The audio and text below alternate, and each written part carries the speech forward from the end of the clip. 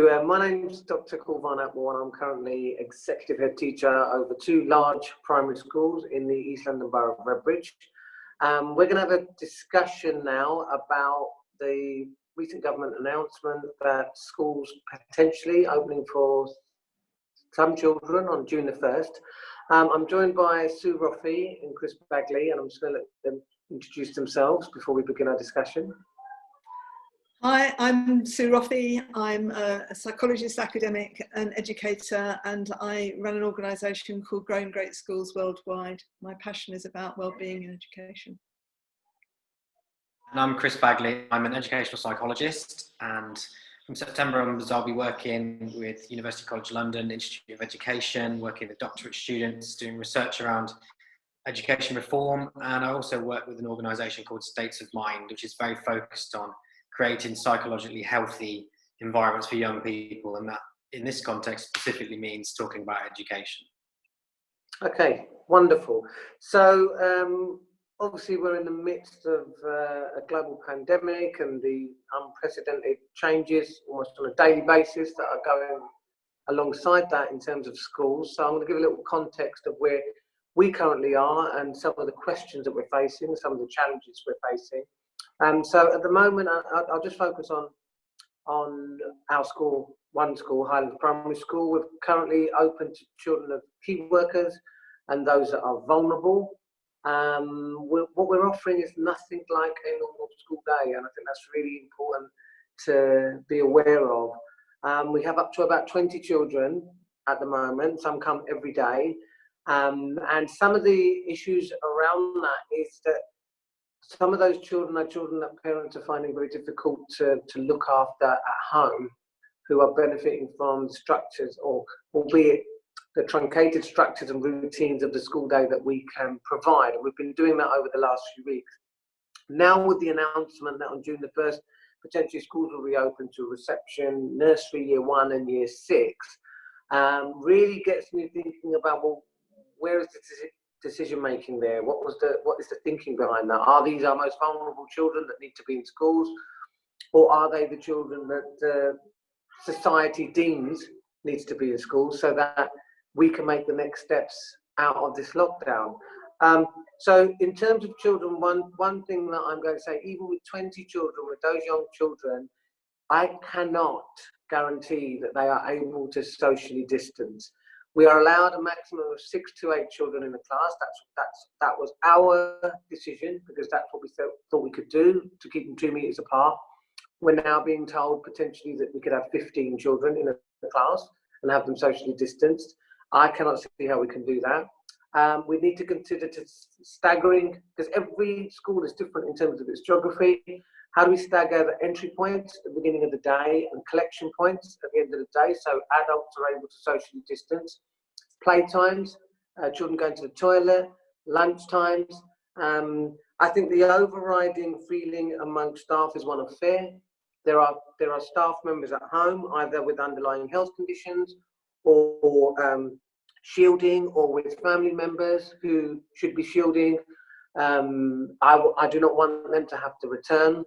So really, I'm thinking about what is the purpose, because we're going to have this massive challenge about socially distancing children, and this rationale that children have to be in school, yet socially distanced beyond it. So for example, I'm presumably going to spend time with 150 children, 200 children at school, potentially so many more children at school, yet I'm not able to see my nieces and nephews because it isn't safe to do so. So my overriding thought is, how can I have as many children in school as possible, and keep every adult as safe as possible? And I feel that there's a lack of appropriate thought and rationale to the decision, and a lack of direction as to how school leaders will be implementing that decision in practice. So that's some of the things that are in my mind at this particular moment in time, when we're sort of 2.5 weeks away potentially from large numbers of children returning. Kulvarn, do you know whether or not the teaching unions have been engaged in conversations with the government about this? Well, we're getting a different picture every day. But previously we were told that the that there has been communication, but there are also some unions are saying that they're not getting a response from the education secretary. What I can tell you is, what I'm hearing from the unions is they are absolutely unclear on some of the guidance. So if an adult normally has PPE in the normal line of their duties, then they are entitled to have PPE or whatever we can provide.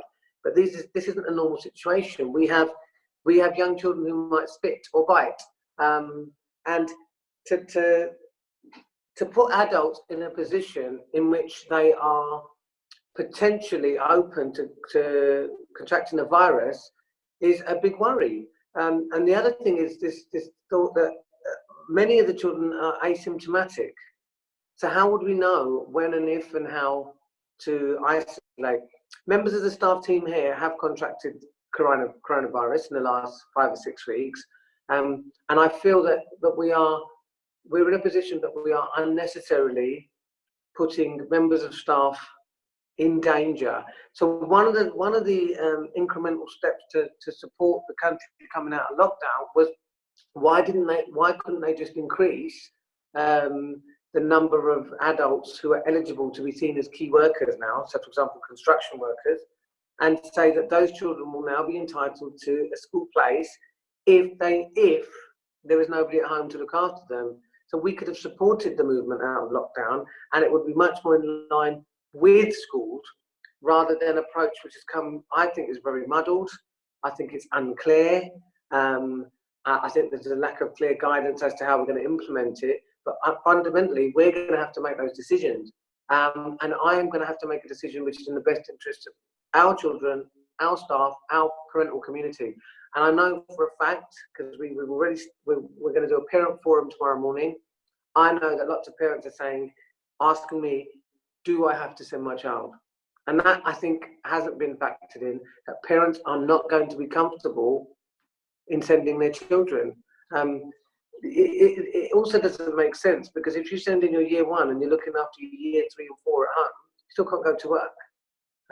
So I really feel that as a school leader, I'm not being given clear direction. I wanted to ask about the psychological and the emotional impact of what's going on young people as well, because from what I can see, there's not an enormous amount of advice coming from government around supporting teachers and supporting young people who've potentially had a traumatic experience being isolated, particularly if they're in a very small house, or there's mental health issues in the family, or criminal justice elements that are impinging on the family. So I'm really wondering about that, because that's obviously very complex, isn't it? Managing the return to school. Yeah, that is fundamental to the work that we've been doing, because we've actually told our parents not to worry about gaps in, read for enjoyment, enjoy your reading, but nothing to do with the reading and writing and maths that they might be doing in school, simply because the biggest concern facing us when those children return is their emotional well-being. I visited a couple of houses yesterday to deliver worry monsters to children where class teachers have chosen particular children. And the biggest thing missing for these children isn't the formal education, it's the sense of belonging. It's the connection to other children. It's we do an assembly, a virtual assembly every Monday. We film it and it goes out, because that is part of what they would have had when they were at school. Parents are saying that they're struggling to enable young children to stay focused on their learning, but they said this amazing magical thing happens. As soon as that assembly comes on, they actually sit in silence with their legs crossed, and actually say good morning and good morning everyone back to the screen. And what that tells you is that in a child's mind, school isn't about the tests and the written work. It's about the playground, it's about the drama, it's about the school trips, it's the social feeling of a sense of belonging. And I think that we are going to miss a massive trick, because the national narrative is all about gaps, closing the gaps. Children are going to be behind. Well, if they're in an average secondary school, between year 7 and year 11, Black Caribbean boys or white working class boys will start behind and will go further and further behind. So they're not closing the gap within our current education system. So why are we worrying about children missing 3 months when actually we need to look at what we're doing as an education system to ensure that when they are in school, we are giving them a sense of self, a sense of effort leads to success rather than ability leads to success. So I think it should be fundamental to enable children to have a sense of safety, because you can't learn if you don't feel safe. Absolutely. And I think it's worth saying that for a number of our young people, school has been the most predictable, safe, supportive place in their young lives. And for a lot of our kids, they haven't had that for 7 weeks. And I just, agree with what Chris is saying about, those kids coming back into school might be in a, find it very difficult in lots of ways, or because of the experiences they've had. Yeah, and I think there is a lack of emphasis in our education system on the link between emotional well-being and learning. And it's interesting when we had a discussion off air before this, that my master's dissertation, going back a long way, I think 2003, focused on the importance of personal, social and emotional learning actually being central to every aspect of the curriculum, because the biggest single factor that impacts upon a child's engagement in learning is how they see themselves as a learner. And if the school environment is making me doubt myself as a learner, that is going to impact on every aspect of education. It's interesting because I've got 3 children of my own, so at some point I'm sitting with them while they're engaging in their online learning or whatever they're choosing to do. And choosing is the word there, choice. Where is the element of student choice in learning, in terms of driving what aspects of history they want to engage in, or what aspects of the world that they want to develop? So there are going to be winners in this home learning, because some children are going to go back to school more self-motivated and more engaged. And my concern is I don't want them going back to school and getting that knocked out of them, because the focus back on there is, you need to learn this, you need to learn this, and this, and we're gonna drill it into you about Macbeth. Don't worry about the whole thing. Don't worry about the meaning behind it, but just so that you can pass this test at year 11, so we can say we've made this much progress, when actually I'm disengaged in literature. And I don't think we're asking ourselves enough tough questions, because there's such a focus on short fixes, instead of thinking, what do we want our children to get from 5 years or 7 years of secondary school education? Because just thinking about that, Kulvarn, and thinking about Michael Wilshaw's fascinating interview on Newsnight, when he talked about schools needing to make sure the disadvantage gap doesn't widen by getting schools in on the weekends or evenings. And my immediate response to that was, there's something clearly very wrong with an education system when the entire thing falls down if young people have 3 months off school, in the opinion of some. And it's really fascinating to think about that, especially given the context of the disadvantage gap, which isn't just an aberration, it's built into the system, isn't it? Yes. You can't get rid of it through just pure methodology, through excellent teaching and turning the classroom into this perfect teaching laboratory. It's built into the system because of the success criteria that exists. Very sort of small things that came to mind as you were speaking, Kulvarn. One is that there's been research done by the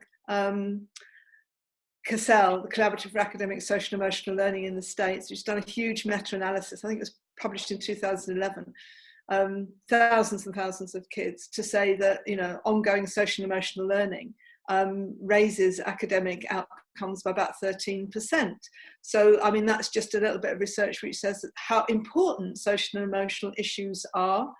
And the other is what I've been listening to on the radio, which has been 15-minute programs about history, which have all been told as stories, absolutely gripping. And it's like, if kids have been enjoying their learning at home, going back to school and being in a straitjacket, and the only focus has been on their test scores, then they're going to become again demotivated, when in fact what might have happened is that some kids' motivation might have increased over these last weeks. Yeah, and I think what we're talking about now is something that hasn't probably been discussed as much. Firstly, going back to Chris's point, is no one's thinking about the emotion. We're not thinking enough about the emotional impact upon children, and the sense of loss of I've lost this time, and where do I regain this time, or what happens with my year 9? And that firstly needs to be addressed. Secondly, you're absolutely spot on, Sue, because the evidence around a curriculum with social and emotional development at the centre, in my experience as a researcher, has been out there loud and proud for 20 years, but it's just been avoided in every revision of the national curriculum. And thirdly, that is, if you want to, I'm going to be honest, because I wrote about it in my book, that certain groups of children will succeed because they are more set up to succeed in the educational environment that we provide. Only the best schools, which are enabling children's voice to be at the centre and are about empowerment rather than disempowerment. And when I talk about disempowerment, is, you know, and I'm not talking about individuals, but this zero tolerance approach to behaviour, you know, silent corridors. This is all about disempowerment and disengagement, and that will impact more on disadvantaged because of we're talking about a curriculum that isn't rich in oracy. This is what empowers through language, through communication. And the other thing that, you know, I get shot down a lot for is this, that behaviour is learned in the same way we can learn English, the same way we can learn maths. It requires an engagement, it requires reflection. It doesn't require sanctions and punishments, because I could take the sanction, I'll take the punishment. What have I learned in terms of making emotional connections and making emotional links? And much of my philosophy comes from my first school that I worked in, which was in Stratford, East London, which was a resource provision school for children, with some children with profound and multiple learning difficulties.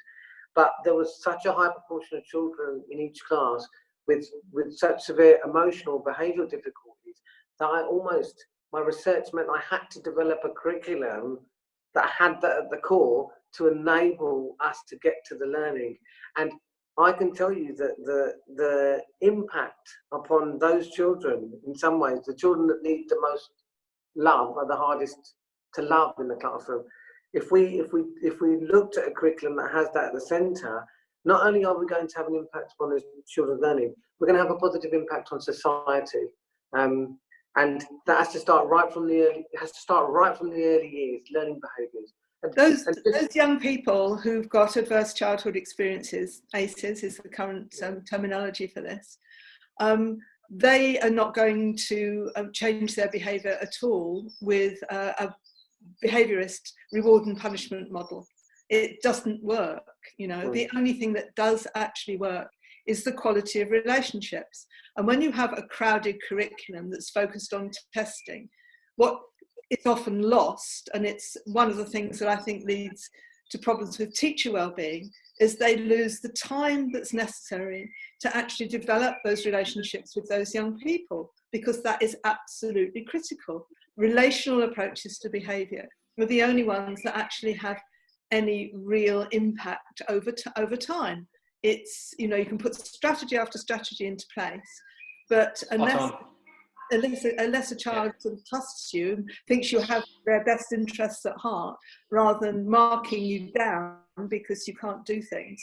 And what we need is not equality, which is everybody being treated the same. What we need is equity, which is a flexibility in our schools to meet the needs for those kids who struggle more.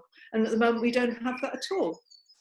The work I've been doing over the last few years with young offenders, who are obviously at the far end of the extreme in terms of behaviour policy and punitive treatment schools, and just the wealth of academic evidence there is that deterrence approaches like detention, suspensions, isolations there is absolutely no evidence that they are effective. They cannot change the behaviour of young people, particularly those who are exceptionally vulnerable or those who've got a very internalised negative sense of self-worth, or young people generally who are living in care, have very significant difficulties in terms of inhibiting responses. And as you both pointed out, having a school system that's an entirely rigid phenomenon, whereby all learning is entirely based around outcomes rather than perceived as a journey where a young person actually develops in a whole sense rather than just perceiving them as a commodity, exceptionally damaging for those young people. And I think the only thing that really staggers me and is most frustrating is that the most vulnerable young people in our society are the ones who are suffering most. And it cannot respond to them at all unless you're doing what Kulvarn's doing and some excellent other schools are doing, which is basically not following what the government wanted to do. They're doing something aside to, different, and in contravention of what the government is saying they want us to do, which is very sad when you think about it. Well, I'll just pick up on that, because when I'm listening back to this dialogue that we're having, it sounds really obvious what we're saying, and it's not personal opinions. It's based on research and it's based on practice. But I think we also need to acknowledge there's a large groundswell of opinion that believes in this behaviourist approach, and not just primary, but particularly in secondary schools, and that is also influenced at the highest level. And I think when you look at that, that is a system of behaviour and development which suits the adult rather than the child, that I'm going to remove you, and I'm going to say I'm going to remove you because you are disrupting others' learning, rather than thinking, what do I need to do differently to enable you to have a better sense of self, better sense of motivation. And just from my personal experiences as a child, I was free school meals as a child. I would not have been able to function in an education system in which I'm not allowed to talk, I'm not allowed to question, I'm not allowed to debate. So I don't think the education environment that I faced suited me at all. I enjoyed primary school, not so much secondary school, not so much A-levels. When you get to university, you get more of a sense of independence. But my favourite piece of learning before I came into education was the PGCE, because I actually saw a sense of purpose. I could question what I was doing, and I was able to learn in a way that suited me.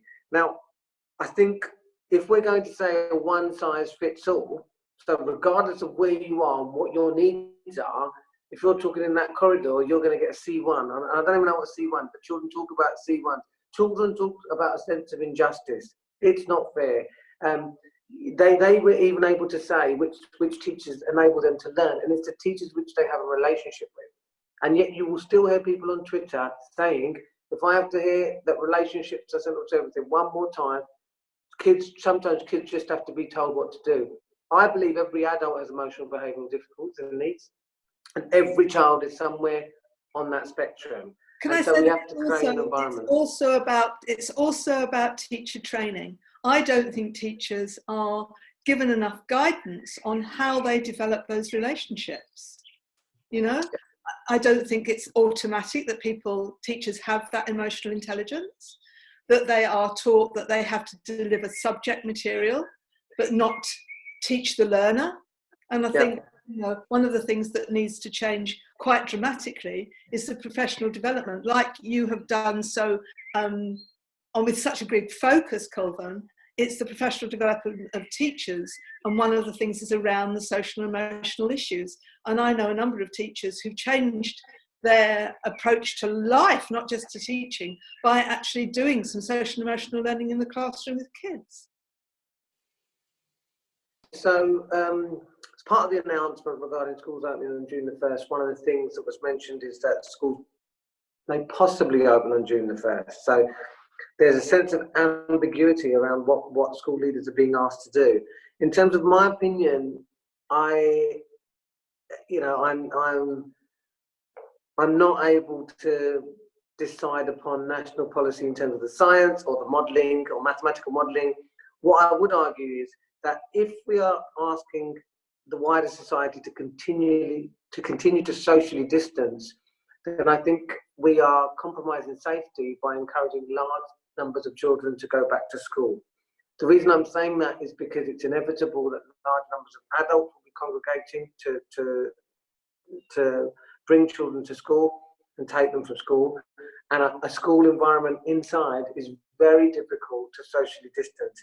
So ideally, I would say that there could potentially be a partial step forward, which is a next layer of key workers in which could maybe open up another couple of classes for children in school.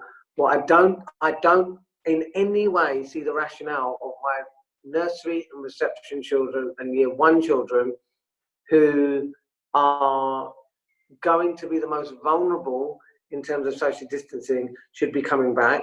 If we were talking about year 6 and having an emotional and social transition before they left primary school, rather than the abrupt ending they would have faced if they just don't come back, I would be behind that, and we could organise that. That to me is where I think we are in the next couple of months. I think anything more than that could be putting our families and our staff in danger.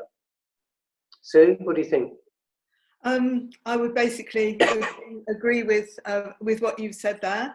I think that maybe the people who need to come back to school are those children who are identified as vulnerable at home for whatever reason.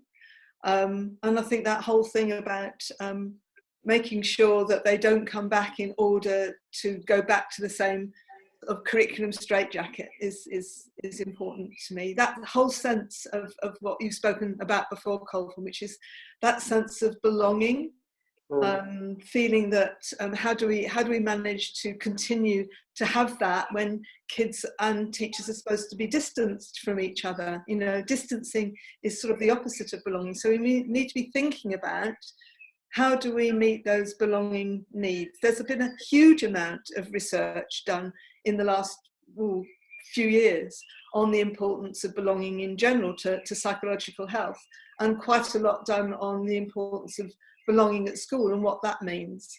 I think maybe before we go on to the bigger picture, maybe Chris, you want to make your comments about what you feel about what needs to happen in the next little while. I mean, generally speaking, and I've just is that I don't think that some of the people who are making these decisions know what they're talking about. I really don't think they know what they're talking about. I mean, this morning when there was pictures of very crowded tube trains, a piece of official government guidance is, if you are too close to somebody in a tube train, then turn round so you're not facing them. So I have this image in my mind about everybody just turning around to face somebody else. And it's like, it has not been thought through. Going back to school in these circumstances has not been thought through. The practicalities aren't there. Looking at even yesterday's announcement, if you look at the response from psychologists and other behavioural scientists around the coherence of the messages and the extent to which people can actually carry out what's being asked, it's quite clear that they're very contradictory and people are very unsure. And my concern in a broader sense is that people will start to blame each other for these issues, when at least to some extent the government needs to take responsibility for the lack of clarity with messaging. And I don't want to repeat what you both said, so the only one thing I wanted to add, just thinking about it very much from the psychological perspective of young people coming back into school, is the fact that the government's been clear that vulnerable young people should have first port of call. You know, they should be the ones who should be coming into school and getting support at this point. But this isn't a completely new situation, and it's impossible to predict who's vulnerable in this situation. And it's impossible to predict how vulnerable the parents of young people are and have been based on this situation. There might be bereavements in the family. There might be really significant panic, stress. If parents have to go back to work, if they're in manufacturing or if they work in construction and they have to go back to work, what impact does that have on the mental health of the family, the emotional well-being? So young people are going to be bringing in an enormous amount of complex feelings that they've never experienced before, and their parents might not be in the right place to help them with. So people, I think, need to be very responsive in schools, and this is very difficult to do, isn't it? So I think teachers are going to need a lot of support, and they're going to need a lot of, I think, I would perceive to be supervision really from more senior teachers, and educational psychology services, social services, for example. So there needs to be a really clear joined up approach around young people coming back to school, and a multi-agency approach, because otherwise I think it's going to be very difficult for children to be able to cope well in terms of their mental health and emotional well-being. So that's the only thing I'd add.